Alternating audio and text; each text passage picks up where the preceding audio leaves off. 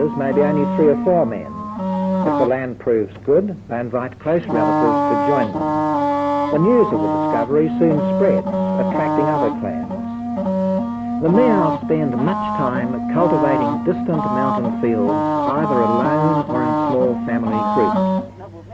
They love to have a crowded village to return to, for friendship, for excitement, for comfort in grief, and for support in death.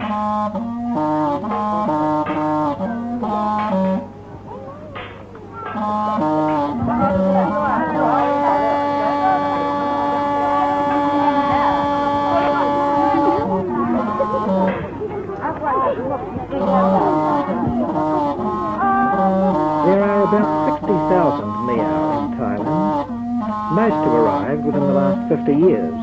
They are either blue Miao or white Miao, so called because of the colours of their women's costumes. They can understand each other's dialects and may intermarry, but generally the blue Miao live in areas separate from the white Miao.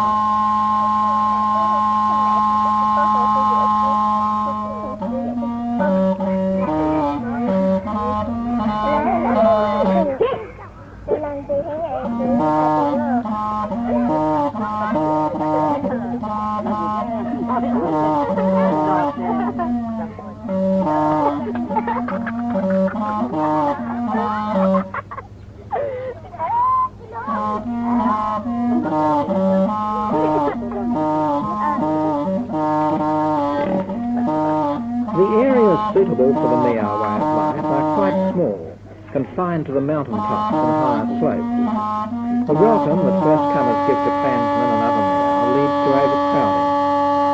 Continuous cultivation of maize and poppies on the same land exhausts it. Therefore, every 10 years or so, the Miao group moves on, or perhaps back to areas cultivated long ago.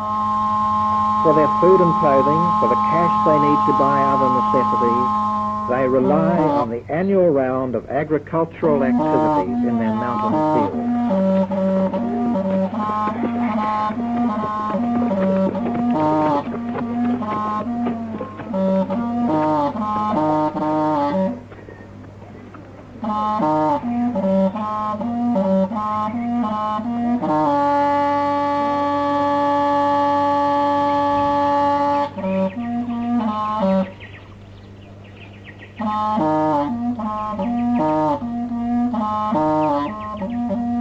In the territory of the village of Meto, all the crops have been harvested, the poppies, the maize and the paddy. The fields dry in the growing warmth of January and February, and it is too early to burn them off for the New Year's planting.